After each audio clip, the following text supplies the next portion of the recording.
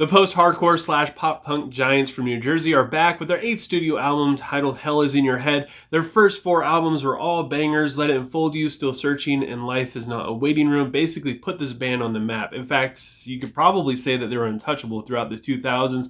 Even their album The Fire is a pretty solid record. In fact, I would say that they, to me, haven't really released a bad album. Some definitely have better production than others, but I mean, overall, the music on every single one of their albums is pretty decent. Their last album, If There Is Light, It Will Find You, still holds on to their core sound, which is pretty impressive to me in a genre where bands rarely have any of the qualities that made fans originally fall in love with them towards the beginning of their career. I mean, sure, some of the songs aren't quite as nostalgic or lovable, but they still sound like Senses Failed. If you showed the last album to a newer listener, they could go back and listen to Let It Enfold You without it being too jarring. And I feel like Hell Is In Your Head is going to be another one of those albums that kind of has that quality to it, since it's a sequel to Still Searching. Hell Is In Your Head opens up with the song The Burial of the Dead, and it definitely sets the mood for this entire album. It's in a relative minor key to the final song on the album Still Searching, and it kind of continues the story of the main character committing suicide. It starts off with instruments coming in one at a time and conversational like vocals. The lyrics are sincere as they're kind of talking about the passing of his grandma, and the music builds throughout the song leading into a final chorus, which is pretty dark. Then we have the song End of the World / A Game of Chess.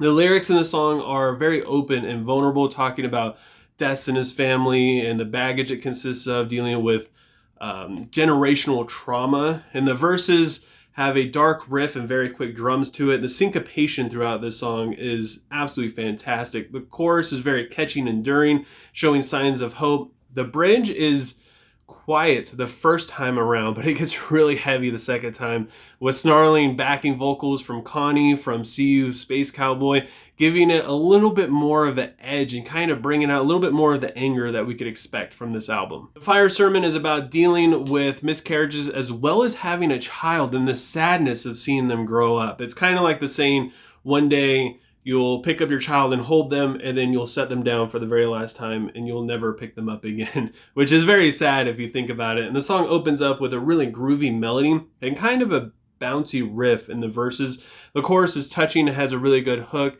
and the line in verse 2, which hit me pretty hard, it says, "How do I bury someone I never got to know?" And I don't have any kids, but this, I mean, it's just so sad. I can't even begin to imagine how hard this must have been.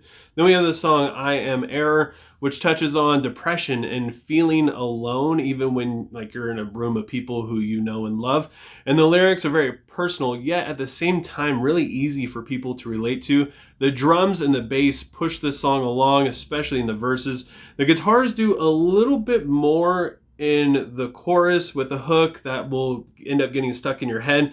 I like how big the chorus is too, especially just emotionally. And the bridge really keeps that energy going strong. It almost feels like a continuation of the chorus. It's really cool. But this song does tend to get a little repetitive, especially since I listened to this album like 4 or 5 times. About the 3rd time in, I was really over the chorus hook. Death by Water is about Anthony Bourdain's death and his impact on Buddy, considering he viewed him as one of his heroes. The verse is staticky and quiet with some synth backing the vocals. The chorus has a strong nostalgic feeling, especially in the vocal melody and just the overall sound.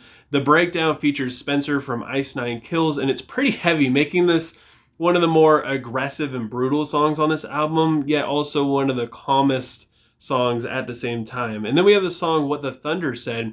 It's kind of a transitional song, and it's the last of the minor key songs on this album, and it sees the main character's spirit meet his grandma's spirit, and he decides that it's not his time yet, so he ends up going back. And after this song, the rest of the album kind of focuses on current day stuff. It starts out with a siren sounding guitar melody that feels very post-punk.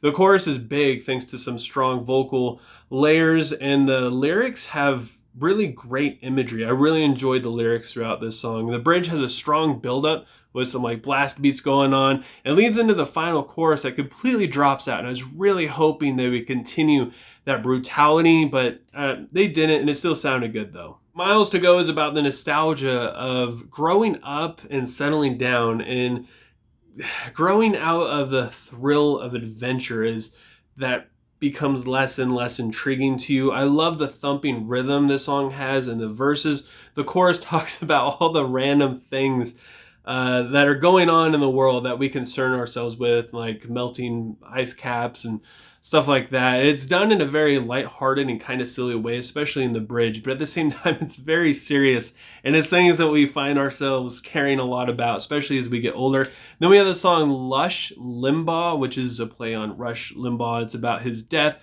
who Buddy really just disagreed with the guy on a lot of things since he was very conservative. The vocals hold a sense of bitterness to it, and the lyrics are very aggressive. He caused a lot of people a lot of pain, but also to me personally, I don't know what Buddy's going through or anybody else, but having unforgiveness and a lot of bitterness about situations, especially after somebody passes, sometimes can be worse than anything else. At least, like I said, in my experience, I do love how catchy this chorus is, and I love how in your face the verses are. And this was actually quite a fun song. I love just how aggressive it gets. He says the F word a few times, which you don't see throughout most of their songs. And he's being very real about how he feels in this song. The title track, Hell Is In Your Head, is about being a hypochondriac and Googling your symptoms, which is something, I mean, everybody does it, but it could be a real problem for some people, and it can kind of control them and become a really bad source of anxiety. The lyrics definitely hit the nail on the head in expressing that too. The verses have just such a beautiful swing to them, and the chorus expresses the wariness of all this lyrically and sonically at the same time. Then we have the song I'm Sorry I'm Leaving, which is about the struggles of making a living through like music and failing not only himself but his family, not being able to make money and support them. It comes in pretty heavy, and it's just so full sounding. It has really big vocals in the verse. The pre-chorus has a little bit more grit on the vocals, which I absolutely loved, while the chorus is a little bit more pop punk. And I love just the difference between the two, how it goes from really gritty to kind of bouncy at the same time. And then the pre-chorus changes the second time around vocally, or lyrically, I suppose, and it just makes the story feel a little bit more progressive, makes the songwriting stand out just a little bit more to me. The closing track, Grow Away From Me, is probably the best closing track I could ever imagine for this album. It's about the desire to be a good father, not feeling ready, and being afraid of failure, and just the fear of it all, just not being good enough, but at the same time not raising your child good enough and making sure that they're loved. And I can't even imagine how scary it must be. It comes in with a really slow build, and it's kind of ballady in a sense, and it even has his wife who sings on it, and he really wears his heart on his sleeve in this song as well. The chorus is really big, and it hits you right in the feels. Like I said, it's the perfect closing track. It was done just right, and it just closes this entire thing so beautifully, and it makes it feel like it's complete. I love the overall sound of this album. Every song builds from the last one, and the subject matters have a fantastic progression to them as well. You definitely feel like you're going on a journey of what Buddy's been going through over the past couple years, and just it doesn't feel as scattered, even though each song isn't about specific things. It definitely still all has the same kind of theme of mental health and struggles of being a father and a traveling musician.